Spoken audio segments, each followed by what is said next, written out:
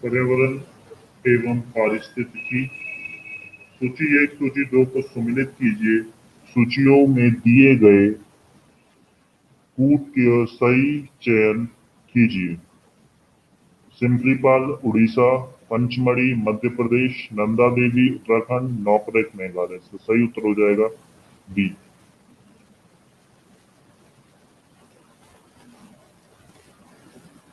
भारत के निम्नलिखित जैव भंडारों में से कौन गारो पहाड़ियों पर फैला हुआ है? तो नौकरेक राष्ट्रीय उद्यान गारो पहाड़ियां मेघालय में फैला हुआ है।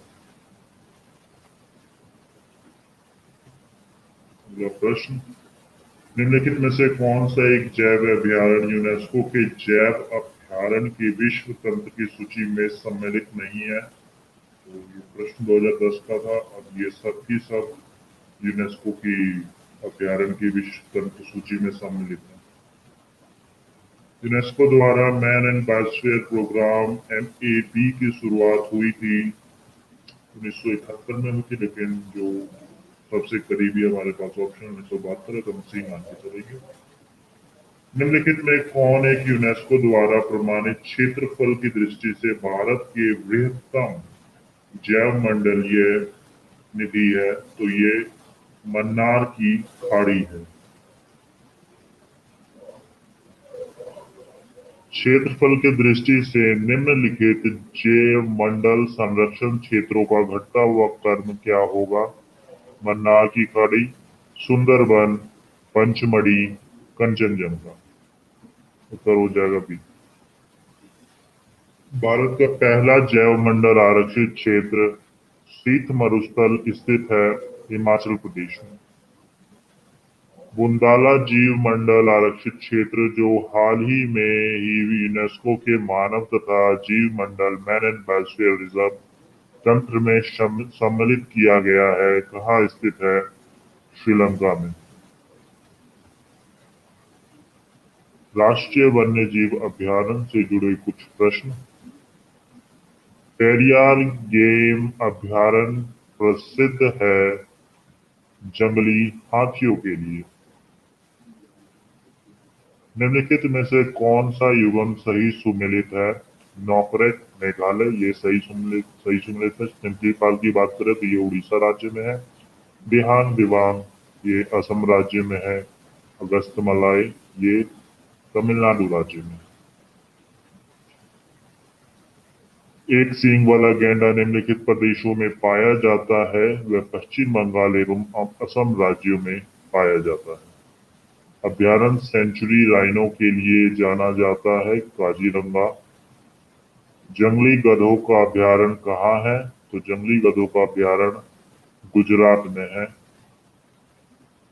सूची 1 सूची 2, राष्ट्रीय वन्य जीव अभयारण्य समीपवर्ती नगर चंद्रप्रभा, वाराणसी, करेरा, झांसी, जयसमंद, उदयपुर, नाहरगढ़, जयपुर। तो सही उत्तर हो जाएगा सी।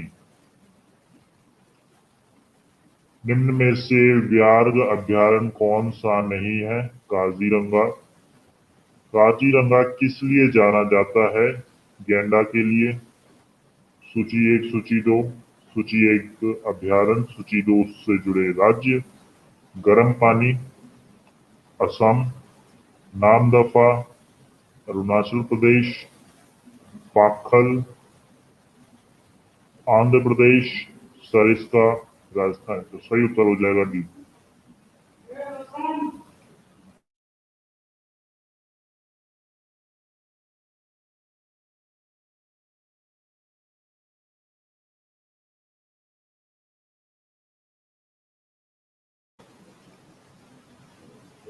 असम में मानस अभयारण्य जाना जाता है बाघों के लिए।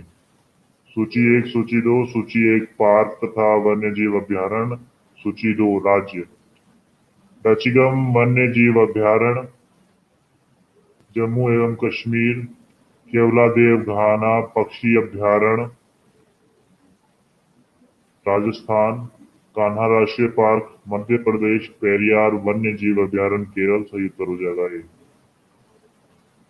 निम्नलिखित में से कौन सा एक सही सुमेलित नहीं है? वन्य जीव अभयारण्य राज्य मोकम्बिका कर्नाटक, दालमा झारखंड, नैयर छत्तीसगढ़, कोटीगांव गोवा। तो नैयर छत्तीसगढ़ में नहीं, नैयर वन्य जीव अभयारण्य केरल राज्य में।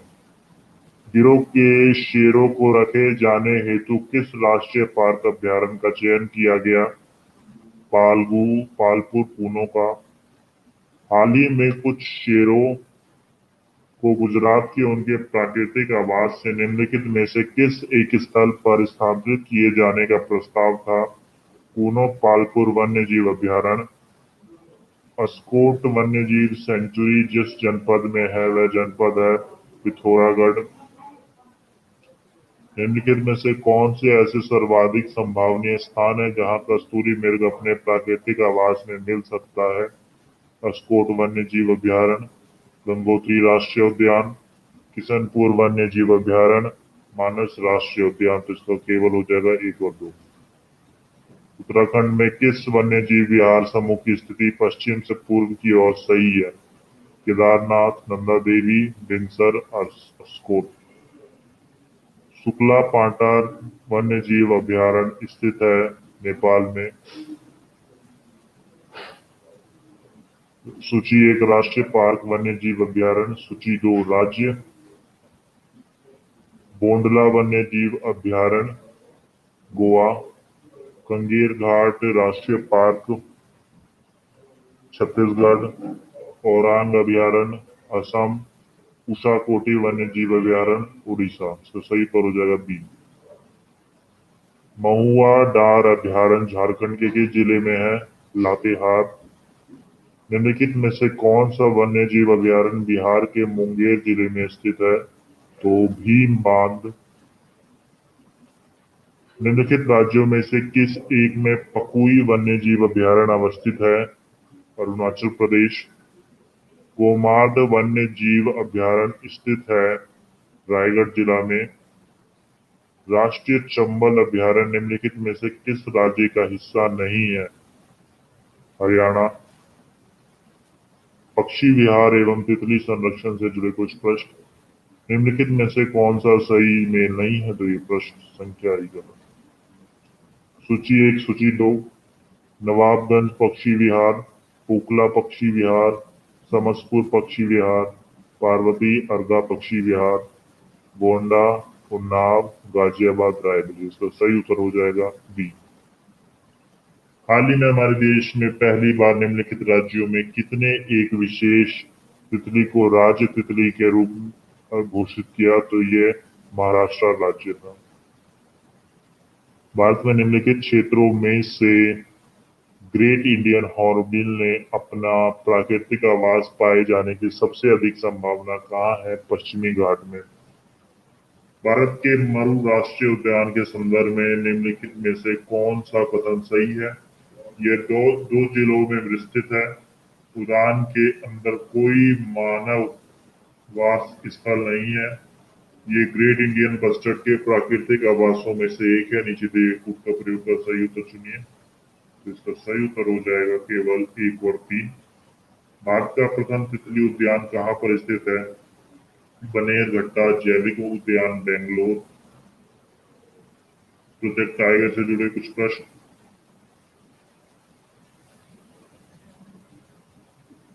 अंतर्राष्ट्रीय टाइगर दिवस मनाया जाता है 29 जुलाई को। सरकार की बाघ परियोजना का उद्देश्य है भारतीय बाघ को समाप्त होने से बचाना। भारत में प्रोजेक्ट टाइगर प्रारंभ किया गया था 1973 में। भारतीय टाइगरों को बचाने के लिए प्रोजेक्ट टाइगर किस वर्ष प्रारंभ किया गया था? 1973 में। भारत में बाघ परियोजना कब शुरू की गई? 1973 में। 73 ऑप्शन में नहीं है, 1972 मान के चलेंगे। भारत में सबसे बड़ा बाघ आवास पाया जाता है आंध्र प्रदेश में। निम्नलिखित बाघ आरक्षित क्षेत्र में प्रांतिक बाघ आवास क्रिटिकल टाइगर हैबिटेट के अंतर्गत सबसे बड़ा क्षेत्र किस के पास है? नागार्जुन सागर श्रीशैलम के पास। इनमें से कौन राष्ट्रीय उद्यान प्रोजेक्ट टाइगर के अंतर्गत नहीं आता है? ये सब आते हैं। सूची 1, सूची 2 बाघ रिजर्व और उसके राज्य: बांदीपुर कर्नाटका, मानस असम, नामदफा अरुणाचल, सिंपलीपाल उड़ीसा। तो सही उत्तर हो जाएगा ठीक। निम्नलिखित में से कौन सा एक भारत में बाघ संरक्षित परियोजना के अंतर्गत नहीं है? चिल्का। कान्हा राष्ट्रीय उद्यान प्रसिद्ध है बाघों के लिए। निम्नलिखित रक्षित क्षेत्रों पर विचार कीजिए: बांदीपुर, भितरकनिका, मानस, सुंदरवन। उपयुक्त में से कौन से बाघ आरक्षित क्षेत्र घोषित है? तो इनमें केवल 1, 3 और 4 ही बाघ आरक्षित क्षेत्र घोषित है। निम्नलिखित कथनों पर विचार कीजिए: एशियाई शेर प्राकृतिक रूप से सिर्फ भारत में पाया जाता है। 2 कुबड़ वाला ऊंट प्राकृतिक रूप से सिर्फ भारत में पाया जाता है। 1 सींग वाला गैंडा प्राकृतिक रूप में सिर्फ भारत में पाया जाता है। तो कथन केवल एक सही है। 2 कुबड़ वाला ऊंट प्राकृतिक रूप से मंगोलिया में भी पाया जाता है और 1 सींग वाला गैंडा हमें अफ्रीका देश में भी देखने को। कच्छ वनस्पति का सुंदरवन निम्नलिखित में से किस एक राज्य में स्थित है? तो ये पश्चिम बंगाल में। भारत के निम्न टाइगर रिजर्व में कौन सा मिजोरम में अवस्थित है? तो मिजोरम में जो है वह धम्पा टाइगर रिजर्व। निम्नलिखित में कौन सा युग्म सुमेलित नहीं है? बाघ आरक्षित क्षेत्र और राज्य। तो बुक्सा बिहार, बुक्सा टाइगर रिजर्व बिहार राज्य में नहीं है, ये पश्चिम बंगाल राज्य में। निम्नलिखित में से कौन सा बाघ आरक्षित क्षेत्र 2 राज्यों में विस्तृत है? पेंच। बाघों का प्रमुख रिजर्व सरिस्का किस राज्य में अवस्थित है? राजस्थान। निम्नलिखित में से किसे हाल ही में टाइगर रिजर्व घोषित किया गया है? तो ये प्रश्न है हमारा 2015 का। उस समय राजाजी राष्ट्रीय उद्यान को टाइगर रिजर्व का दर्जा प्राप्त हुआ। उत्तराखंड राज्य के किस राष्ट्रीय पार्क को वर्ष 2016 में प्रोजेक्ट टाइगर परियोजना के अंतर्गत सम्मिलित किया गया? तो ये राजाजी राष्ट्रीय पार्क। समस्त विश्व में बाघों की सर्वाधिक आबादी भारत में इनकी अनुमानित संख्या है? ये पृष्ठ संख्या 1995 की है। तो वर्तमान में इनकी संख्या 2970। भारत सरकार द्वारा जुलाई 2020 में बाघों की गणना 2018 पर जारी विस्तृत प्रतिवेदन के संदर्भ में निम्नलिखित कथनों में कौन सा सही है? भारत में विश्व की कुल बाघों की आबादी 70% है। भारत के लगभग 30% बाघ बाघ अभयारण्यों के बाहर रहते हैं। तो इसका सही उत्तर हो जाएगा, दोनों ही कथन सही है। निम्नलिखित में से किस राष्ट्रीय उद्यान ने वन्य जीव प्रबंधन के लिए ड्रोन या मानव रहित हवाई वाहन का उपयोग करना प्रारंभ किया था? Bandipur tiger reserve. सूची 1 बाघ आरक्षित क्षेत्र और राज्य: बांदीपुर कर्नाटका, बुक्सा पश्चिम बंगाल, पकुई अरुणाचल प्रदेश, मेलघाट महाराष्ट्र। इसका सही उत्तर हो जाएगा। निम्नलिखित युग्मों में से कौन सा ही सम्मिलित नहीं है? बांदीपुर राष्ट्रीय उद्यान कर्नाटक, मानस वन्य जीव अभयारण्य असम, पेरियार वन्य जीव अभयारण्य केरल, सिंपलीपाल राष्ट्रीय उद्यान ये मध्य प्रदेश राज्य में नहीं, ये उड़ीसा राज्य में। तो इसका सही उत्तर हो जाएगा डी। निम्नलिखित नेशनल पार्कों में से किस एक जलवायु उष्णकटिबंधीय में से उष्ण, शीतोष्ण और अंटार्कटिक तक परिवर्तित होता है? तो ये नामदफा नेशनल पार्क है जो अरुणाचल प्रदेश में अवस्थित।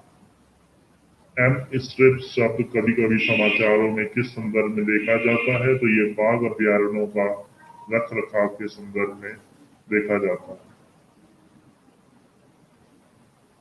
निम्नलिखित युग्मों पर विचार कीजिए: दंपा टाइगर रिजर्व मिजोरम, गुमटी वन्य जीव अभयारण्य सिक्किम, सारामाती शिखर नागालैंड। जिसका कथन केवल 1 और 3 सही हो जाएगा।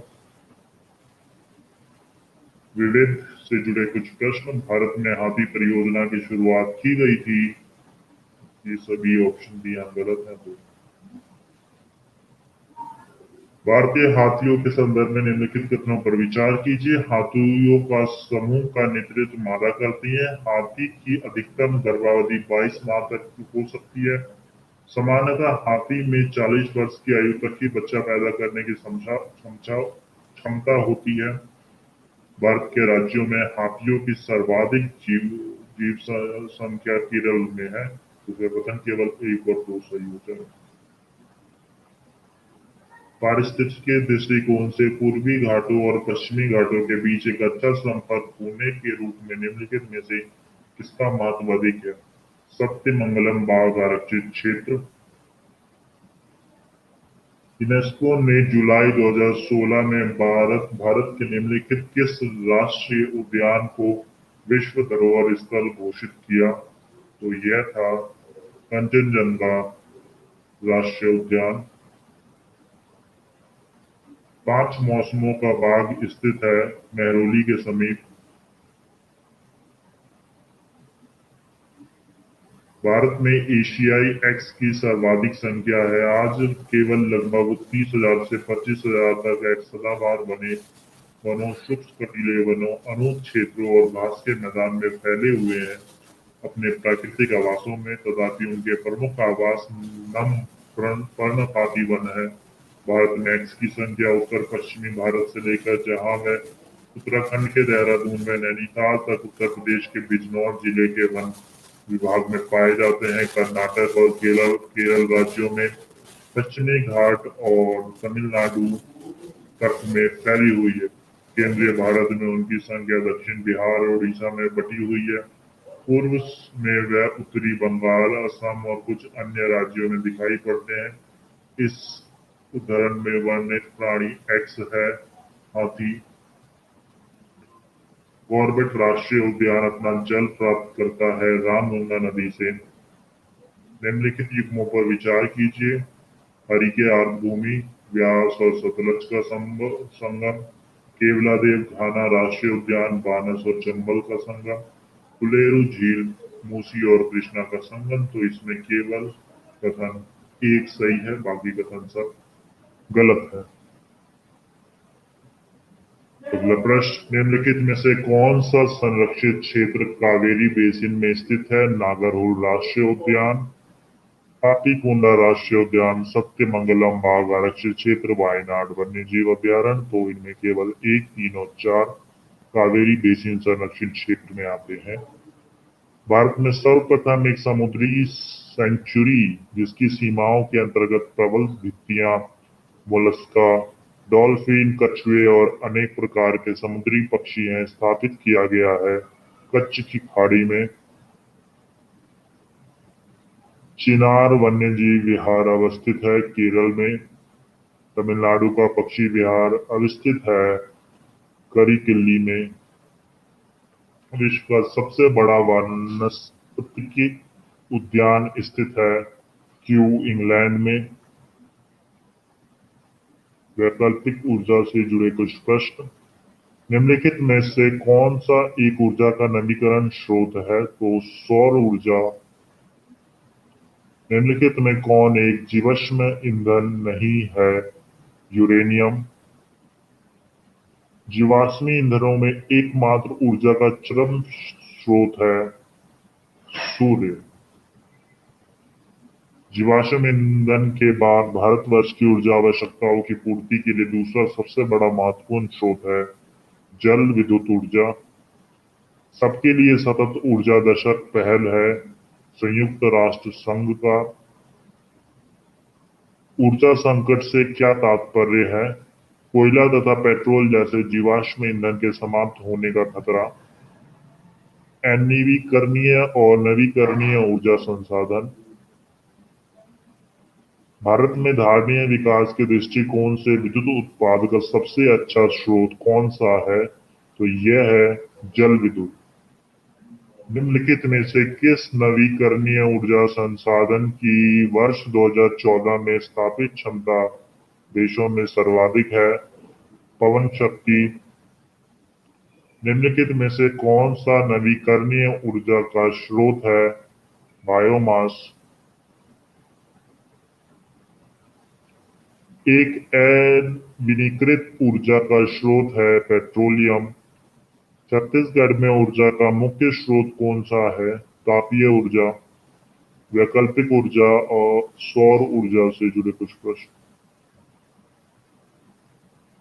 निम्नलिखित ऊर्जा में कौन सी जैविक मात्रा में सर्वाधिक उपयोग की जाती है? सौर ऊर्जा। निम्नलिखित में कौन वैकल्पिक ऊर्जा का सबसे बड़ा संग्रहगार है? सौर ऊर्जा। सौर ऊर्जा निम्न में से किससे प्राप्त होती है? सूर्य से। निम्नलिखित ऊर्जा स्रोतों में कौन सा सर्वोत्तम पर्यावरण अनुकूल है? सौर सेल। निम्नलिखित ऊर्जा स्रोतों में कौन सा पर्यावरण को स्वच्छ करने के लिए सर्वोत्तम है? सौर सेल। ऊर्जा के किस रूप में प्रदूषण की समस्या नहीं होती है? सौर। निम्नलिखित ऊर्जा स्रोतों में कौन पर्यावरणीय प्रदूषण नहीं उत्पन्न करता है? सौर ऊर्जा। भारत में निम्नलिखित में कौन नवीकरणीय ऊर्जा स्रोत सर्वाधिक संभाव्यता वाला है? सौर शक्ति। निम्नलिखित कथनों पर विचार कीजिए। अंतर्राष्ट्रीय सौर संगठन इंटरनेशनल सोलर अलायंस को 2015 के संयुक्त राष्ट्र जलवायु परिवर्तन सम्मेलन में प्रारंभ किया था। इस गठबंधन में संयुक्त राष्ट्र के सभी सदस्य देश सम्मिलित हैं, तो इसका उत्तर केवल एक हो जाएगा। कभी कभी समाचारों में दिखाई पड़ने वाला घरेलू अंश आवश्यकता डोमेस्टिक कंटेंट रिक्वायरमेंट पद का संबंध किससे है? हमारे देश में सौर शक्ति उत्पादन का विकास करने से। अंतर्राष्ट्रीय सौर गठबंधन का प्रथम शिखर सम्मेलन निम्नलिखित में से किस शहर में हुआ था? नई दिल्ली। अंतर्राष्ट्रीय सौर गठबंधन ISA ने हाल ही में एशिया और प्रशांत क्षेत्र में सौर ऊर्जा परियोजना को बढ़ावा देने के लिए किस अंतर्राष्ट्रीय संगठन के साथ समझौते पर हस्ताक्षर किए हैं? एशियाई विकास बैंक। निम्नलिखित वक्तव्यों पर ध्यान दीजिए। भारत में संप्रति उपलब्ध प्रौद्योगिकी स्तर को देखते हुए सौर ऊर्जा का सुविधा से उपयोग किया जा सकता है। आवासीय भवनों को गर्म पानी की पूर्ति करने के लिए, लघु सिंचाई परियोजना हेतु जल की पूर्ति करने के लिए, सड़क प्रकाश व्यवस्था के लिए, कुछ गांव और छोटे नागपुर के समूहों में बिजली की व्यवस्था करने के लिए। तो इसका सही उत्तर हो जाएगा 1, 2 और 3। विश्व का प्रथम पूर्ण रूप से सौर ऊर्जा से संचालित अंतरराष्ट्रीय हवाई पतन स्थित है कोच्चि में। 100% सौर संचालित स्वास्थ्य केंद्र वाला कौन सा जिला भारत का पहला जिला बना है? तो ये है सूरत। 100% सौर ऊर्जा पर चलने वाला भारतवर्ष का पहला केंद्र शासित प्रदेश है दीव। निम्नलिखित स्मार्ट शहरों में कौन सा दिन में 100% नवीकरणीय ऊर्जा पर चलने वाला भारत का पहला शहर बन गया है? दीव। बायोडीजल से जुड़े कुछ प्रश्न।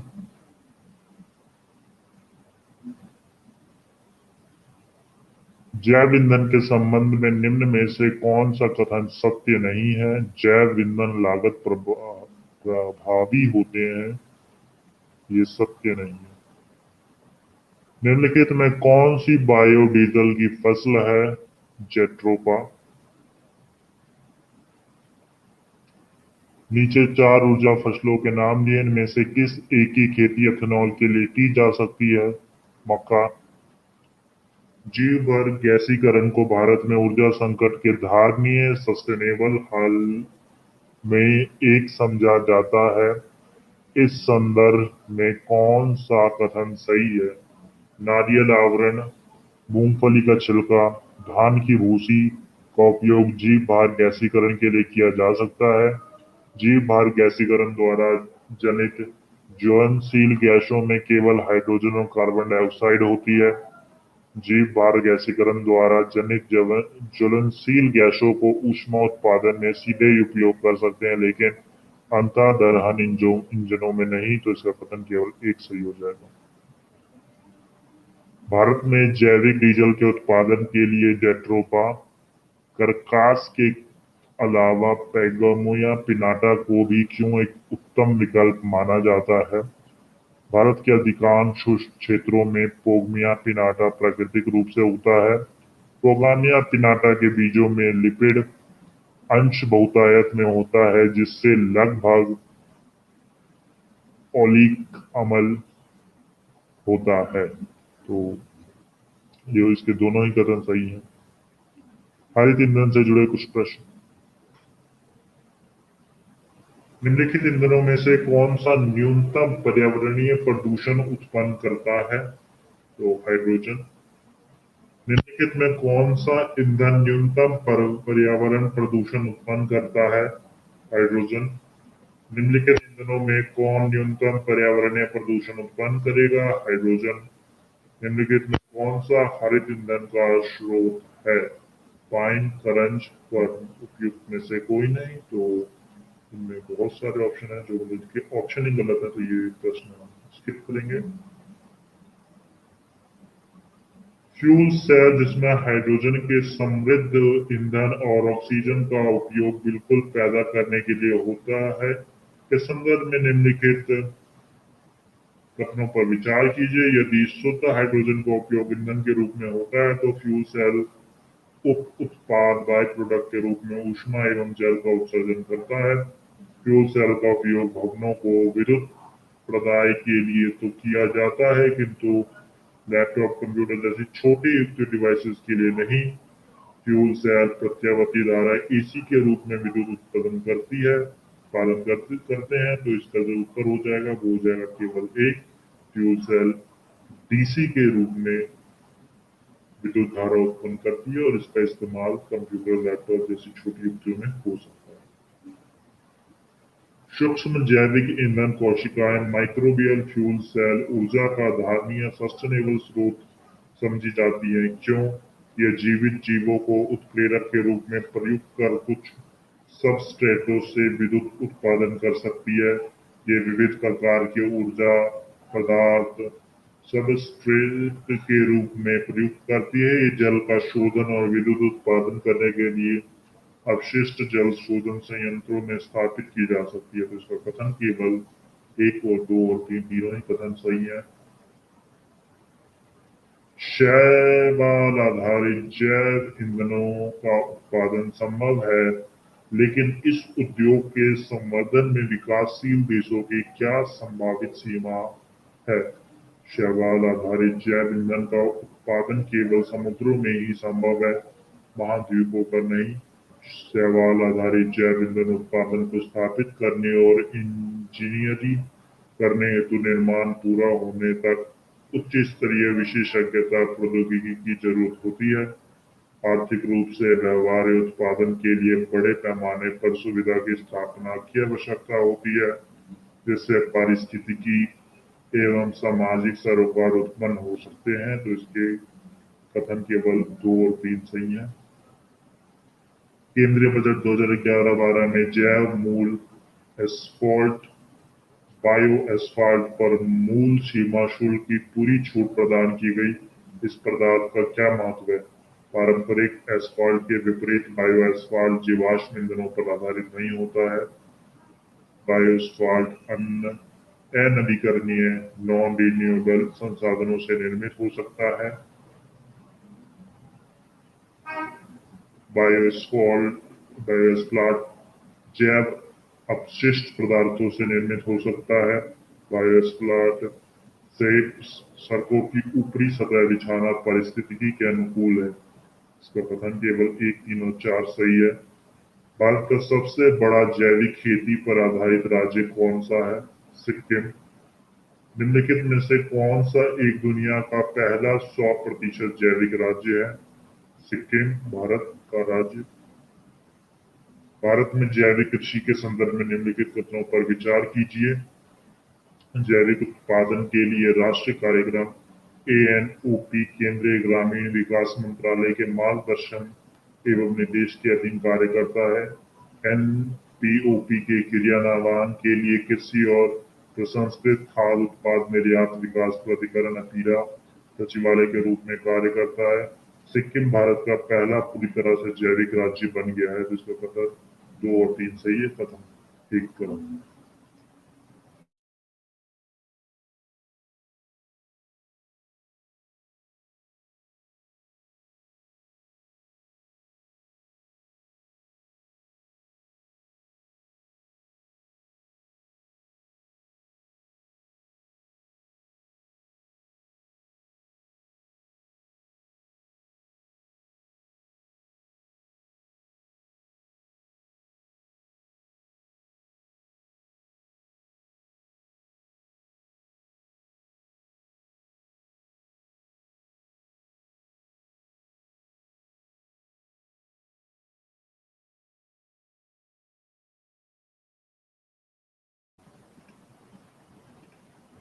दूसरा विषय सामान्य विज्ञान। विश्व का द्रुततम कंप्यूटर निष्पादित कर सकता है। दिसंबर 96 की स्थिति है 10 की घात 12 संक्रियाएं प्रति सेकंड। विश्व का सबसे तेज कंप्यूटर, ये प्रश्न 2008 का है। अब ये कंप्यूटर जो है विश्व का सबसे तेज कंप्यूटर वर्तमान काल में गिना है। सुपर कंप्यूटर मैजिक क्यूब, जिसका हाल ही में उद्घाटन हुआ है, निम्नलिखित में से किस देश ने बनाया है? तो ये बनाया गया है चीन द्वारा। Y2K समस्या का संबंध है कंप्यूटर के वायरस को नियंत्रित करने हेतु किसी समाधान पाने पर विश्व भर में कार्यरत कंप्यूटरों में एकरूपता लाने हेतु प्रयत्न। ईस्वी सन के अंतिम दोनों शब्दों के शून्य हो जाने की दशा में उनकी प्रतिस्थायी ढूंढना। 60 वर्ष की कंप्यूटर की कार्यप्रणाली के अनुभव के आधार पर उनके आमूल परिवर्तन करना। तो इसका उत्तर हो जाएगा केवल सी। इस शताब्दी के समाप्त होने पर वर्तमान में कार्यरत उपकरणों के उपयोग करने में बहुत कठिनाइयां होंगी तथा सुधारने में भारी व्यय संभावित है। वह है कंप्यूटर। कौन मस्तिष्क की कार्यप्रणाली की नकल करने वाला सबसे छोटा और सबसे तीव्र गति वाला कंप्यूटर होगा? Quantum computer. निम्नलिखित में कौन सा सही सुमेलित नहीं है? तो परम 10,000 पृथ्वी से पृथ्वी तक की मिसाइल नहीं, ये एक सुपर कंप्यूटर। WLL का अर्थ है wireless in local loop. Indian institute of remote sensing स्थित है देहरादून में। भारतीय रिमोट सेंसिंग संस्थान IIRS स्थित है देहरादून में। सूची 1, सूची 2, ऊर्जा का रूपांतरण। सूची 2, युक्त प्रक्रम। ऊष्मा से विद्युत, ऊष्मा से वैद्युत, सौर सेल। वैद्युत से ध्वनि, लाउडस्पीकर। द्रव्यमान से ऊष्मा, ईंधन दहन। रासायनिक से ऊष्मा एवं प्रकाश, तो ये हो जाएगा नाभिकीय रिएक्टर। तो इसका सही उत्तर हो जाएगा हमारा बी। साइकिल और कारों में बॉल बेयरिंग का प्रयोग होता है क्योंकि पहिया और धुरी के बीच संस्पर्श का प्रभाव क्षेत्र घट जाता है। इनमें से कौन सा उद्योग चुंबकीय स्याही गुण पहचान MICR का प्राथमिक प्रयोग करता है? बैंक। किस प्रकार के कंप्यूटरों का सर्वाधिक प्रयोग किया जाता है? Micro computer. एक डिजिटल घड़ी में किस प्रकार का कंप्यूटर हो सकता है? Embedded computer. निम्न लेजर किस्मों में से कौन लेजर प्रिंटर में प्रयुक्त होती है? Dry laser, semiconductor laser, excimer laser और गैस लेजर। तो इसका सही उत्तर हो जाएगा B, semiconductor laser. Laser printer में निम्नलिखित में से कौन सा एक लेजर प्रकार प्रयुक्त होता है? अर्धचालक लेजर। डेस्कटॉप छपाई के लिए आमतौर पर किस प्रिंटर का प्रयोग किया जाता है? Laser printer. Daisy wheel printer का प्रकार है इम्पैक्ट। WW का आविष्कारक कौन है? तो टिम बर्नर्स-ली WW के आविष्कारक हैं। इंटरनेट WW का अर्थ है वर्ल्ड वाइड वेब। WW का विस्तृत रूप है वर्ल्ड वाइड वेब। निम्नलिखित में कौन सा WW का सही रूप है? World wide web. WW का पूर्ण रूप है वर्ल्ड वाइड वेब। निम्नलिखित में से कौन वर्ल्ड वाइड वेब का आविष्कारक माना जाता है? तो ये Tim Berners Lee. World wide web WWW एक हाइपर मीडिया सिस्टम है क्योंकि हाइपर फास्ट है, दूसरे कंप्यूटर संसाधनों को जोड़ता है। तो इसका उत्तर हो जाएगा बी। कंप्यूटर पर लिखित लिंक जानकारी के संग्रह को जो इंटरनेट के माध्यम से उपलब्ध होता है उसे वर्ल्ड वाइड वेब कहा जाता है।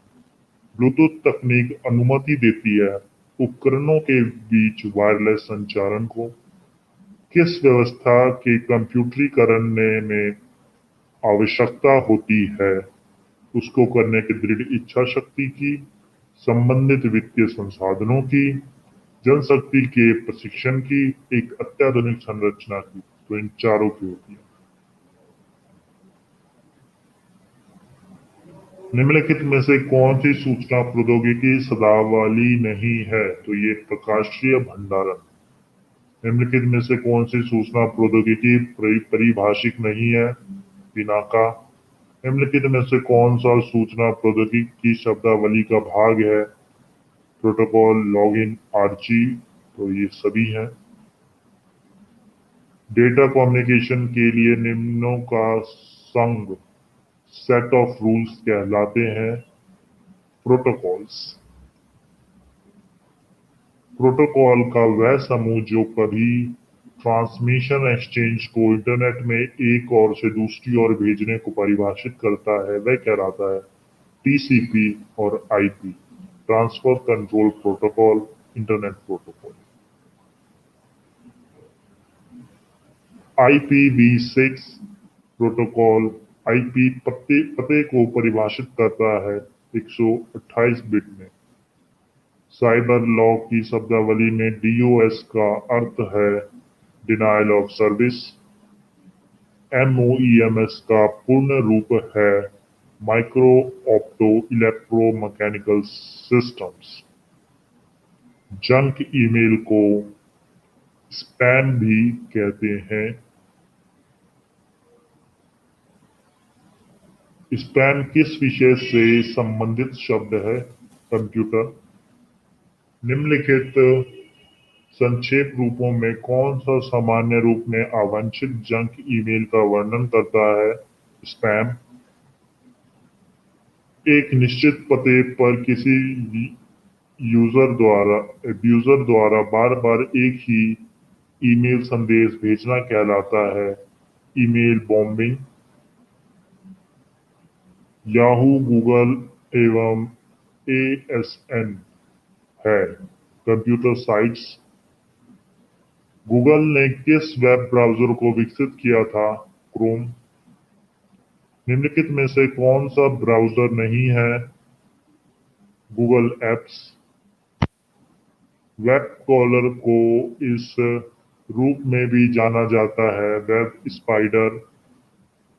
वाईमैक्स निम्नलिखित में से किससे संबंधित है? संचार प्रौद्योगिकी। निम्न में से कौन सा एक कंप्यूटर पद नहीं है? Analogue, chip, binary code, mode. तो ये प्रश्न ही गलत है।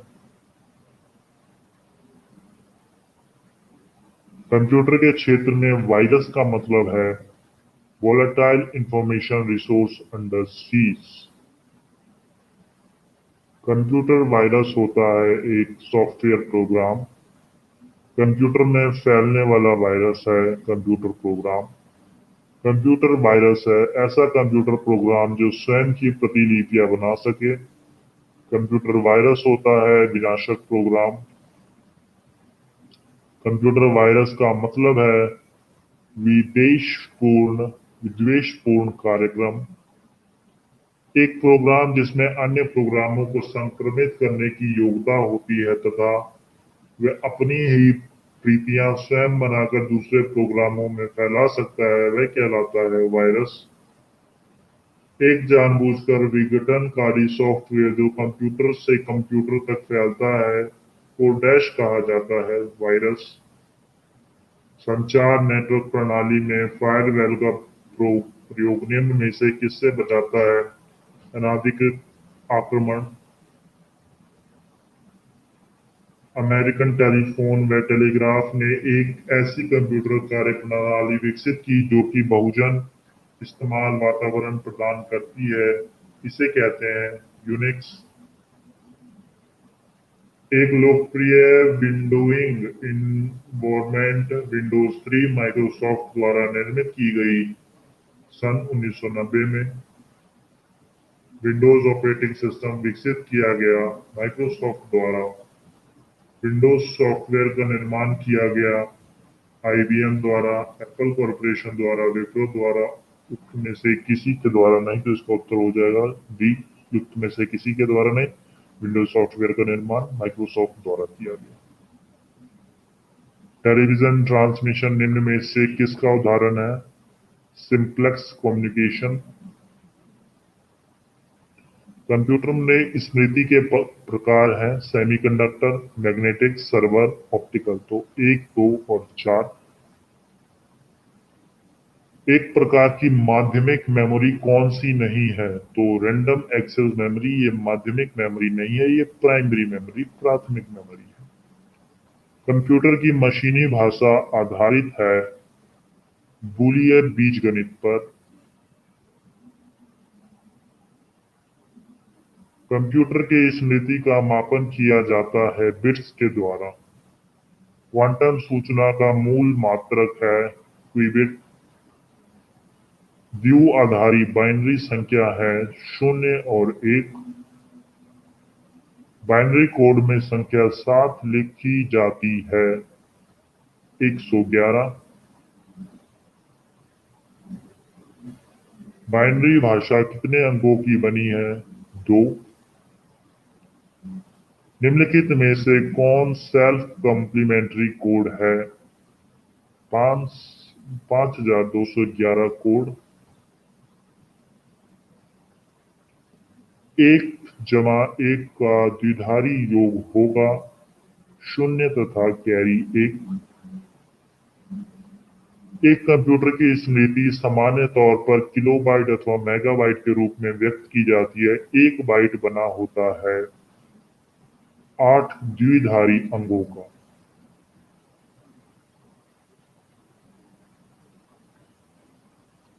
आठ बिटों के समूह को कहते हैं बाइट। एक बाइट कितने बिट से के बराबर होता है? 8। एक बाइट में होते हैं 8 बिट। एक बाइट में कितने बिट्स होते हैं? 8। निम्नलिखित में से कौन सा संबंध सही नहीं है? 1 byte 8 bits, 1 kilobyte 1024 bytes, 1 gigabyte 1024 kilobytes, 1 terabyte 1024 gigabytes. तो इसका सही उत्तर हो जाएगा सी, 1 गीगाबाइट में 1024 मेगाबाइट्स होते हैं। बिट निम्न में से किसका छोटा रूप है? बाइनरी डिजिट का। कंप्यूटर में शब्द की लंबाई नापी जाती है बिट्स से। 1024 किलोबाइट बराबर होता है 1 मेगाबाइट के। 1 किलोबाइट समान है 1024 बाइटों के। द्विधारी पद्धति में 1 किलोबाइट बराबर होता है 1024 बाइट के। 1 किलोबाइट तुल्य होता है 1024 बाइट। 1 किलोबाइट में कितने बिट्स होते हैं? 8192। न्यूनतम मेमोरी साइज की इकाई चुनिए। केबी। 1 MB मेमोरी है 1024 किलोबाइट्स की। कंप्यूटर की भाषा में 1 मेगाबाइट में कितने बाइट होते हैं? 10,48,576। 10 लाख बाइट्स लगभग होती हैं 1 मेगाबाइट के बराबर। पद MB का प्रयोग किया जाता है मेगाबाइट्स के लिए। यूनिकोड इनकोड परियोजना एक वर्ण अथवा अंक का कितने के समूह में प्रतिनिधित्व करती है? 16 बिट। निम्नलिखित कथनों पर विचार कीजिए तथा नीचे दी गई कूट से सही उत्तर चुनिए। .NET फ्रेमवर्क माइक्रोसॉफ्ट द्वारा विकसित किया गया है। जावा सन माइक्रो सिस्टम द्वारा विकसित ओपन सोर्स टेक्नोलॉजी है। तो इसका कथन केवल 1 और 2 सही होगा। निम्नलिखित में कौन एक ओपन सोर्स सॉफ्टवेयर नहीं है? इंटरनेट एक्सप्लोरर, एक कंपनी के कर्मचारी द्वारा एक ही स्थान में उपयोग किए जाने वाले अन्य रूप में निजी नेटवर्क का वर्गीकरण होगा लोकल एरिया नेटवर्क। LAN का तात्पर्य है लोकल एरिया नेटवर्क।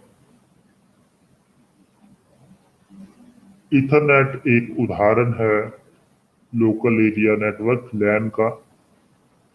एक डेटाबेस में फील्ड होती है जानकारों की श्रेणी। कंप्यूटर के संदर्भ में ALU का तात्पर्य है अर्थमेटिक लॉजिक यूनिट। कंप्यूटर शब्दकोश में CD अक्षरों का प्रयोग किसके लिए किया जाता है? Compact disc. निम्नलिखित में से किस प्रोटोकॉल द्वारा वर्ल्ड वाइड वेब में पहुंचा जा सकता है? तो यह है HTTP hypertext transfer protocol. HTTP का पूरा नाम क्या है? Hypertext transfer protocol. Computer hardware जो आंकड़ों की बहुत अधिक मात्रा का भंडारण कर सकता है कहलाता है चुंबकीय टेप व डिस्क, ए और बी दोनों ही। ऑप्टिकल डिस्क का नया फॉर्मेट जो ब्लू रे डिस्क BD के नाम से जाना जाता है लोकप्रिय हो रहा है। ये परंपरागत DVD के से किस प्रकार भिन्न है? DVD मानक परिभाषा वीडियो स्टैंडर्ड डेफिनेशन वीडियो को समर्पित करता है जबकि BD उच्च परिभाषा वीडियो हाई डेफिनेशन वीडियो को समर्थित करता है। DVD की तुलना में BD फॉर्मेट की भंडारण क्षमता कई गुना अधिक है। BD की मोटाई 2.4 मिलीमीटर है जबकि DVD की मोटाई 1.2 मिलीमीटर है। उपयुक्त में से कौन से कथन सही है? तो इसमें केवल कथन 1 और 2 सही हैं, इनकी मोटाइयां गलत दी गई हैं। निम्न में से कौन कंप्यूटर हार्डवेयर नहीं है? तो कंप्लायर एक कंप्यूटर हार्डवेयर नहीं, ये कंप्यूटर सॉफ्टवेयर एक प्रोग्राम है। निम्नलिखित में से कौन हार्डवेयर नहीं है? एग्जैगलर। निम्न में से कौन कंप्यूटर हार्डवेयर नहीं है? एक्सेल, ये एक कंप्यूटर का सॉफ्टवेयर है। निम्नलिखित में से कौन सा सॉफ्टवेयर है? तो कंप्लायर एक सॉफ्टवेयर है।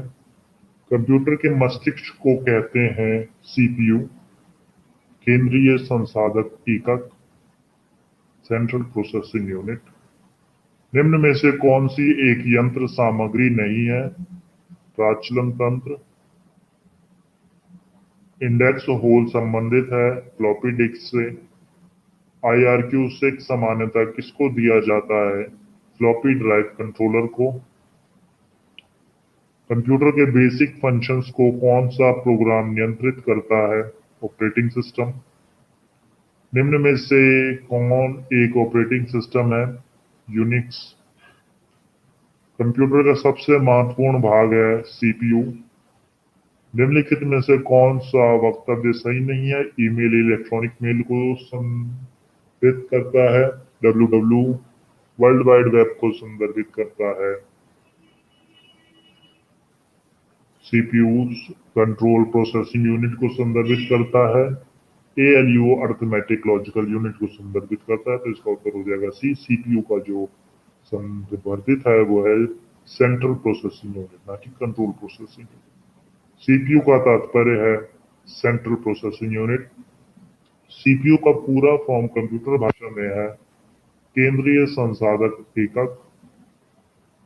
निम्न में से कौन सा सॉफ्टवेयर शब्द संसाधन में प्रयोग किया जाता है? तो ये है PageMaker, word star, MS word. तो उक्त सभी, तो युक्त सभी में होता है। वर्ड प्रोसेसिंग स्पीड सेट और फोटो एडिटिंग उदाहरण है एप्लीकेशन सॉफ्टवेयर के। माइक्रोसॉफ्ट वर्ड उदाहरण है एप्लीकेशन सॉफ्टवेयर का। MS वर्ड प्रयोग किया जाता है पदांश डाटा संशोधन हेतु। वर्ड डॉक्यूमेंट वीडियो या MP3 किसी प्रकार का है फाइल। निम्नलिखित में से कौन तीसरी पीढ़ी संगणक का मुख्य इलेक्ट्रॉनिक अवयव है? तो यह है समेकित परिपथ। आधुनिक कंप्यूटर का लघु रूपकरण संभव हो सका है निम्न के प्रयोग से। समाकलित परिपथ चिप्स। कंप्यूटर में उपयोग आने वाली आईसी चिप्स किससे बनी होती है? सिलिकॉन। कंप्यूटर में चिप बनी होती है सिलिकॉन की पतली परत से। इंटीग्रेटेड सर्किट आईसी चिप्स पर किसकी परत लगाई जाती है? सिलिकॉन। कंप्यूटर में प्रयुक्त आईसी चिप्स बनी होती है सिलिकॉन की। संगणकों में प्रयुक्त आईसी चिप्स प्राय निम्नलिखित से बनाई जाती है? सिलिकॉन से। एकीकृत परिपथ में प्रयुक्त अर्धचालक क्षेत्र निम्न की बनी होती है? सिलिकॉन। निम्नलिखित में से कौन एक नवीनतम पदार्थ है जो कंप्यूटर चिप्स के उत्पादन में प्रयुक्त हो रहा है? सिलिकॉन। आईसी चिपों का निर्माण किया जाता है सेमीकंडक्टर से।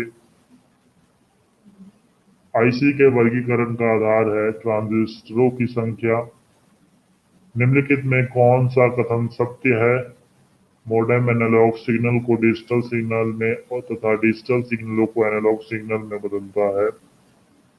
मॉडेम परिवर्तित करता है एनालॉग सिग्नल्स को डिजिटल सिग्नलों में, डिजिटल सिग्नलों को एनालॉग सिग्नल में। तो इसके दोनों ही सही हो जाएंगे, कथन सी हो जाएगा इसमें। इनमें कौन सा मॉड्यूलेशन एवं डीमॉड्यूलेशन करता है? मॉडेम। वह युक्ति जिसके द्वारा आंकड़ों को टेलीफोन के माध्यम से बाइनरी सिग्नलों की सहायता से भेजा जा सकता है कहलाता है मॉडेम। टेलीफोन लाइन की सहायता से विश्व भर के कंप्यूटरों के मध्य आंकड़ों डाटा का आदान प्रदान करने के वास्ते निम्न में से कौन सा आवश्यक है? मॉडेम। माइक्रो कंप्यूटर को टेलीफोन से कौन सी पद्धति या व्यवस्था जोड़ती है? मॉडेम। ऐसी युक्ति जो आंकड़ों को आवेगों में परिवर्तित करती है तथा उन्हें टर्मिनल से कंप्यूटर को और कंप्यूटर से टर्मिनल को टेलीफोन लाइन पर संप्रेषित करती है, वह है मोडेम। मोडेम मोडेम एक हार्डवेयर युक्ति है जो जोड़ती है टेलीफोन लाइन और कंप्यूटर को। मोडेम एक हार्डवेयर युक्ति है जिसका अंतरा पृष्ठ होते हैं टेलीफोन लाइन तथा कंप्यूटर इक्विपमेंट।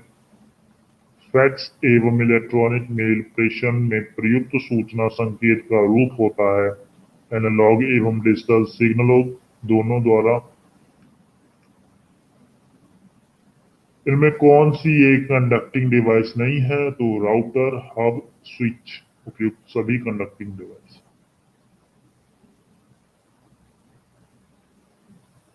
रोम मेमोरी है केवल पढ़ने के लिए। सेलेरॉन, पेंटियम और कोर कर्म प्रारूप है कंप्यूटर प्रोसेसर के। कंप्यूटर की स्थायी स्मृति को क्या कहते हैं? रोम कहा जाता है। Read only memory. स्मृति में आंकड़ों की स्थिति को विशेष रूप में व्यक्त करने का साधन है पता।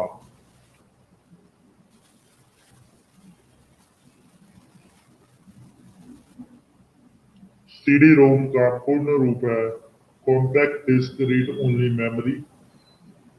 कंप्यूटर के संदर्भ में रैम का तात्पर्य है रैंडम एक्सेस मेमोरी। कंप्यूटर की पावर बंद करने पर किस शॉर्ट टर्म मेमोरी का डाटा स्वतः खत्म हो जाता है? रैम का। निम्न में कौन सा आउटपुट युक्त नहीं है? Digital camera, word processor, spreadsheet. उदाहरण है एप्लीकेशन सॉफ्टवेयर का। एक्सेल स्प्रेडशीट की मूल इकाई जहां पर डाटा एंट्री की जाती है कहलाती है सेल। कोबोल क्या है? कंप्यूटर भाषा। ओरेकल है डाटा सॉफ्टवेयर। निम्नलिखित में कौन एक कंप्यूटर की भाषा नहीं है? फास्ट। निम्न में से कौन कंप्यूटर की भाषा नहीं है? रोम। निम्नलिखित में कौन सी कंप्यूटर भाषा नहीं है? Paint brush. निम्नलिखित में कौन सी वैज्ञानिक कंप्यूटर भाषा है? फॉर्ट्रेन। बेसिक निम्न में से कौन सी भाषा है प्रोसीजरल? निम्न में कौन सी उच्च स्तरीय प्रोग्रामिंग कंप्यूटर भाषा है? कोबोल, पास्कल, बेसिक, सभी? तो सभी के सभी प्रोग्रामिंग कंप्यूटर भाषा है। असेंबलर का कार्य है असेंबली भाषा को यंत्र भाषा में परिवर्तित करना। भाषा जिस कंप्यूटर समझता है वह निष्पादित करता है कहलाती है मशीनी भाषा। यदि किसी के डोमेन नेम पे आखिरी में .edu.us है तो यह है यूएसए अमेरिका में एक शैक्षिक संस्था। किसी संगठन की वेबसाइट का .com अंश सूचित करता है कमर्शियल। निम्नलिखित में कौन सा एक वैलिड वैध डोमेन नेम एक्सटेंशन है? .com, .gov, .net, ये सभी। निम्नलिखित कथनों पर विचार कीजिए तथा नीचे दी गई कूद से सही उत्तर चुनिए। Proxy server TCP IP address उपलब्ध कराता है। प्रॉक्सी सर्वर क्लाइंट से प्राप्त अनुरोधों को अन्य सर्वरों को अग्रेषित करता है। तो इसका सही उत्तर हो जाएगा केवल 2।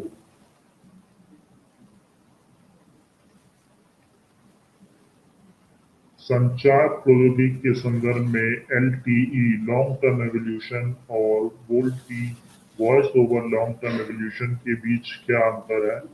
एलटीई को साधारणतः 3G के रूप में विपणित किया जाता है तथा वोल्टी को साधारणतः उन्नत 3G के रूप में विपणित किया जाता है। एलटीई डाटा ओनिल तकनीक है और वोल्टी वॉइस ओनिल तकनीक है। तो इसका ना तो एक सही है और ना ही दूसरी। दृश्य प्रकाश संचारण वीएलसी तकनीकी के संदर्भ में निम्नलिखित में से कौन से कथन सही है? वीएलसी 375 से 780 नैनोमीटर वाली विद्युत चुम्बकीय स्पेक्ट्रम तरंग दैर्ध्यों का उपयोग करती है। वीएलसी को दीर्घ परासी लॉन्ग रेंज प्रकाशीय बेतार संचार ऑप्टिकल वायरलेस कम्युनिकेशन के रूप में जाना जाता है। वीएलसी ब्लूटूथ की तुलना में डेटा की विशाल मात्रा को अधिक तेजी से प्रेषित कर सकता है। वीएलसी में विद्युत चुम्बकीय व्यक्तिकरण इलेक्ट्रोमैग्नेटिक इंटरफेरेंस नहीं है।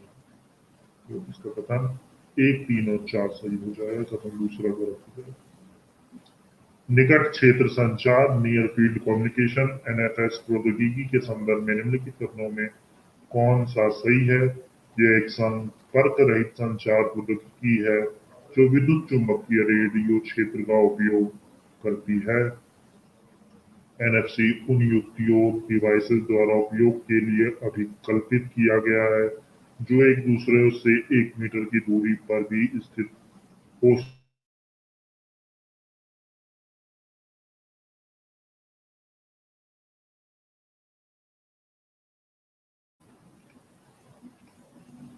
संवेदनशील सूचना भेजते समय एनएफसी कोडीकरण एन्क्रिप्शन का प्रयोग कर सकता है। तो इसका कथन केवल 1 और 3 सही है।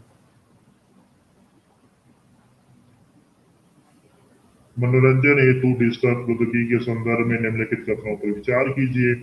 संवर्धित वास्तविकता ऑगमेंटेड रियलिटी में एक छद्म वातावरण छिद्रित हो जाता है और भौतिक संसार पूरी तरह बहिष्कृत हो जाता है। आभासी वास्तविकता वर्चुअल रियलिटी में कंप्यूटर द्वारा सृजित प्रतिमाएं वास्तविक जीवन की वस्तुएं या परिवेश पर परिक्षेपित हो जाती है। ऑगमेंटेड रियलिटी व्यक्तियों को संसार में विद्यमान रहने देता है और स्मार्टफोन या पीसी के कैमरे का उपयोग कर अनुभव को उन्नत करता है। वर्चुअल रियलिटी संसार को पृथक कर देता है और व्यक्ति को एक अलग धरातल पर ले जाकर उसे पूर्ण निम्नता का अनुभव प्रदान करता है। तो इसका कथन केवल 3 और 4 सही है।